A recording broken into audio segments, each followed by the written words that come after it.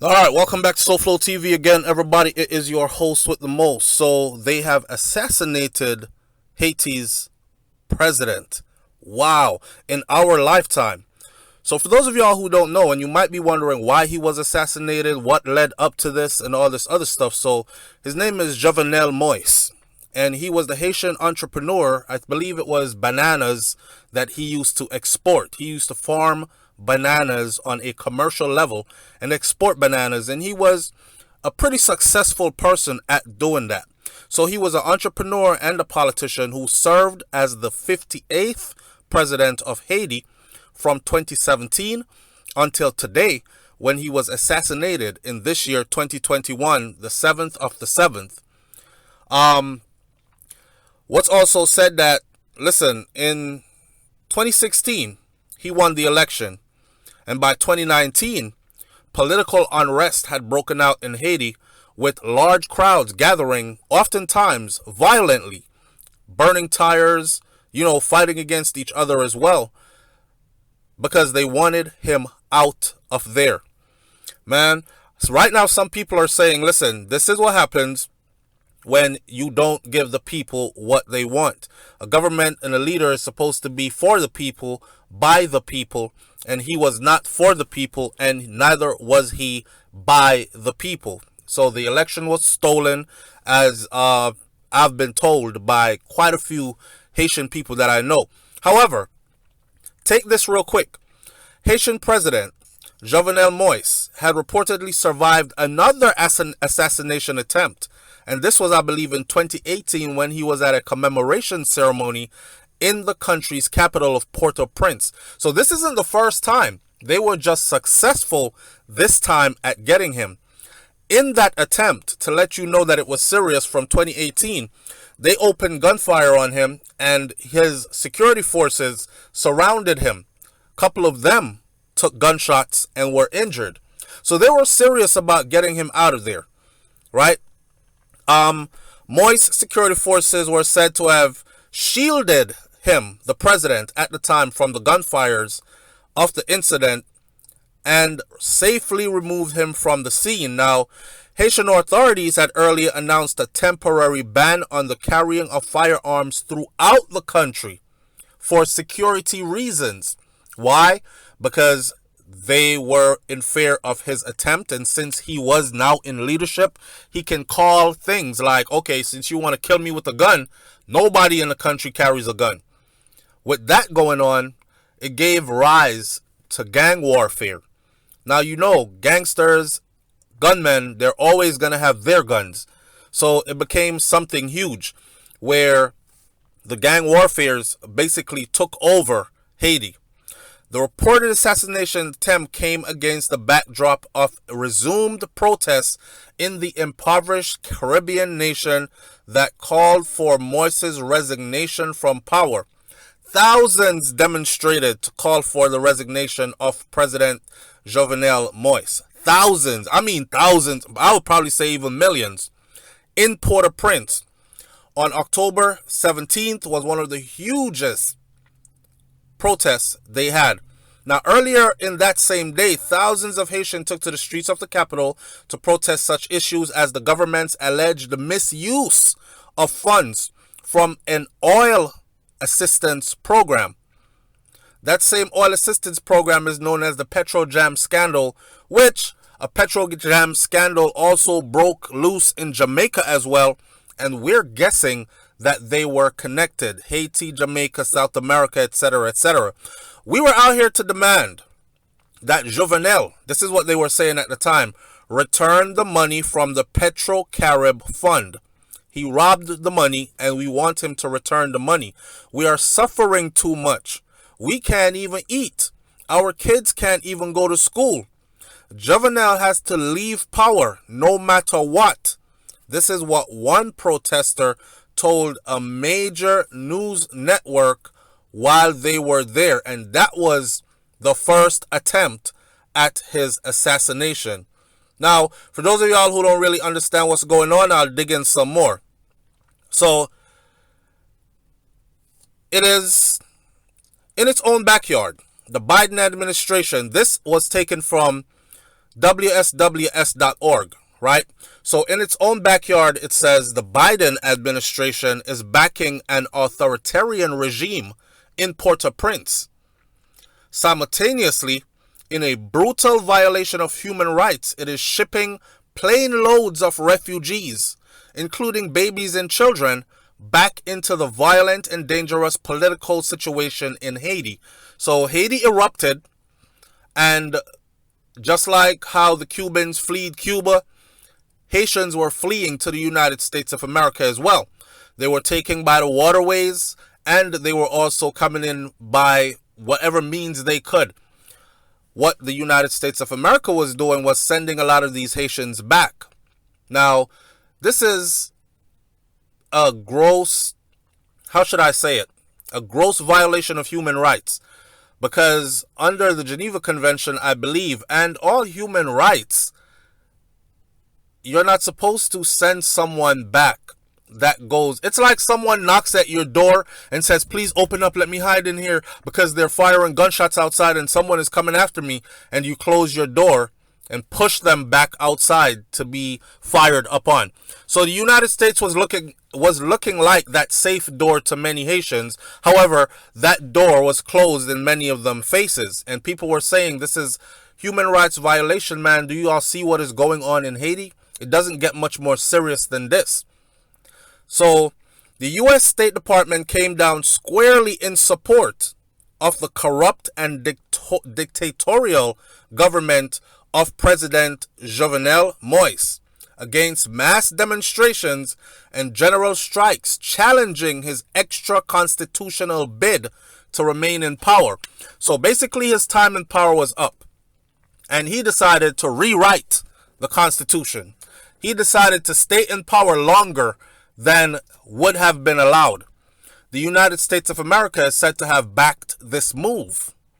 And while they were backing this move, suffering was going on. Now, Moise took office in 2017, following what many are calling a rigged election, announcing at the time his personal affinity for Donald Trump as a fellow entrepreneur. He really liked Donald Trump. He succeeded in what Trump attempted to do, which is consolidating a presidential dictatorship based on the violence and terror of armed gangs, enabling Moise and his cronies to loot Haiti's devastated economy. So in the eyes of many Haitians already, Moise was seen as someone who was there to get money by any means necessary, looting their already fragile economy. You didn't come to help, you came to get rich off of people who are already dirt poor. That's kind of what the sense is. Now, under Haiti's constitution, Moise's term of office ended on Sunday, February 7th. But he refused to step down, claiming another year in power, which he intended to push through a new constitution that was being drafted solely by himself and his political allies. Imagine that. Biden continuing the policy of Trump in backing the U.S. puppet against popular opposition. Moise's rise to the presidency, however, was engineered under the Obama administration, and in particular by former Secretary of State Hillary Clinton and her husband, ex-President Bill Clinton, who was named the United Nations Special Envoy to Haiti. They previously had pushed the 2011 presidential candidacy of Moise's predecessor, the Carnival singer Michael Sweet Mickey Martelly, a political ally of the right-wing death squad that were the legacy of the U.S.-backed dictatorship in the Duvalier family, which exercised a reign of terror over the country for decades.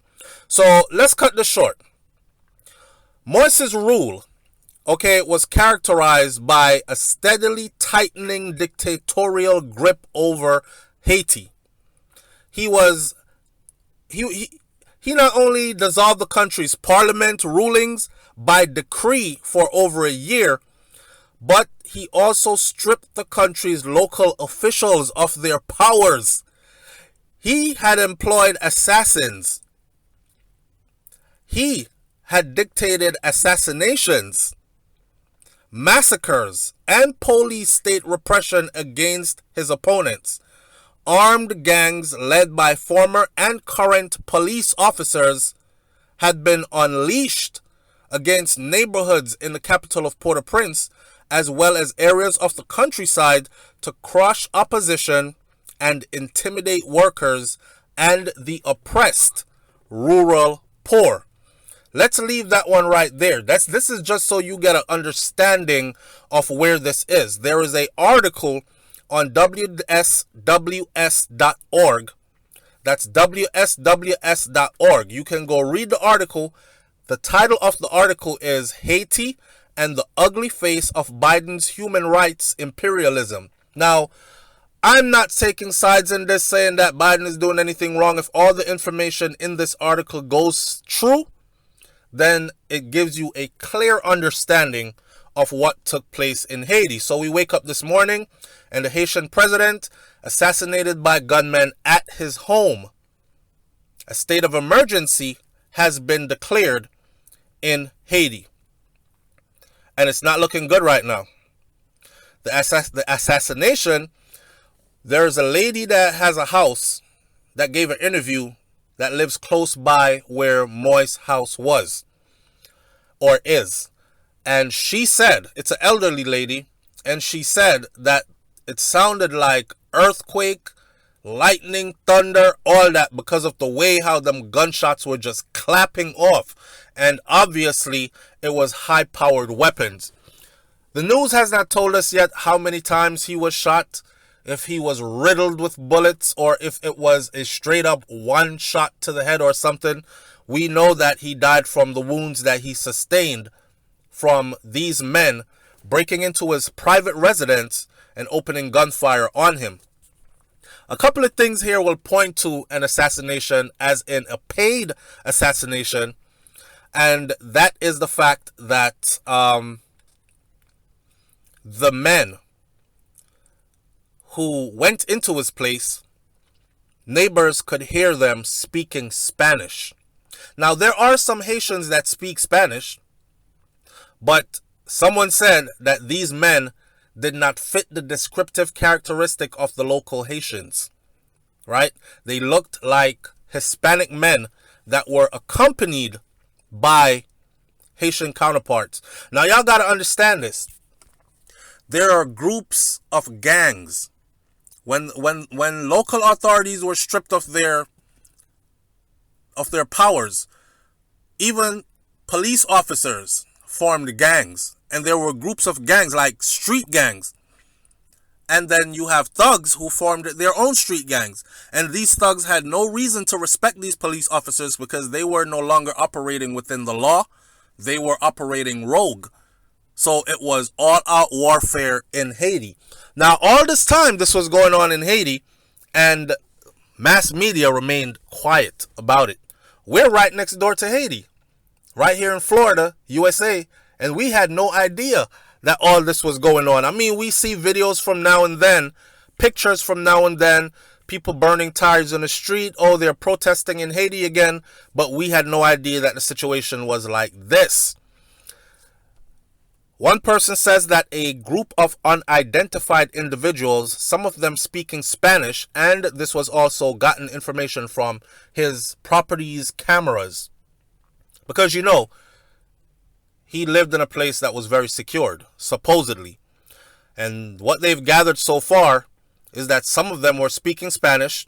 They attacked the residence of the president, and they fatally wounded him, and it was from these wounds that he died. His wife, the first lady, was also shot and injured, and there is no word yet on her condition. If she is in critical condition, if a bullet might have just grazed her arm or her leg, or if she is already dead. We wait to hear more about that.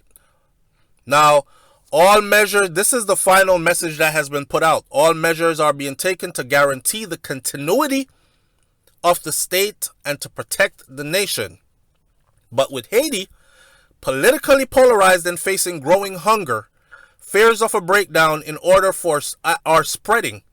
And the Dominican Republic, who is located right next door, has swiftly said, we are closing our borders. They share a border with Haiti. Haitians are pretty much out there on their own at this point. Let's see what the humanitarian world, the United Nations, the United States of America, who is right next door. I mean, the United States of America likes to fly. We fly hundreds of miles or thousands of miles, thousands and thousands of miles to go to other countries to help people, right? So let's see what can happen with Haiti being right next door. This runs way deeper than I have time to get into on this video, because most of you don't even listen to a long video anyways. But just let it be known that Haitian Prime Minister was executed. I look at Haiti and I look at Jamaica and I kind of see the possibilities of the same things happening. Talk up in the comment section below, and I'll catch you on the next video. It's SouFLoTV. I'm out. Peace. I'm at the highway, I'm at the highway, I'm at the highway, I'm at the highway. It all started in that empty highway. Ask if I'm gon' ride, I say highway. In that highway, I'm in that highway right now. Gotta get this shit the highway. Empty hallways, posted by the light on them dark days. Ask me how long I'm gon' ride, I say always. Alright everybody, so this video is called Hallways, and this artist is being dad managed. Yes, that's my son, and I'm also his manager until we find a manager that's worthy for him. You can find him on YouTube. Just type in T Viral, or click the link in the description or the link that's pinned in the comment section. Go over to his YouTube channel. We have 20 projects on the way that will all be green screen videos of different songs. So stay tuned. We're about to turn up on his YouTube channel, get his views up. If this is not your genre of music, stay away from it. But if it is, go vibe out on T Viral's YouTube channel and tell him, yo, your dad sent me. Or just go feel the music. That's it. Sliding, police right behind me, trying to die tonight. C4 if you try and blow like dynamite.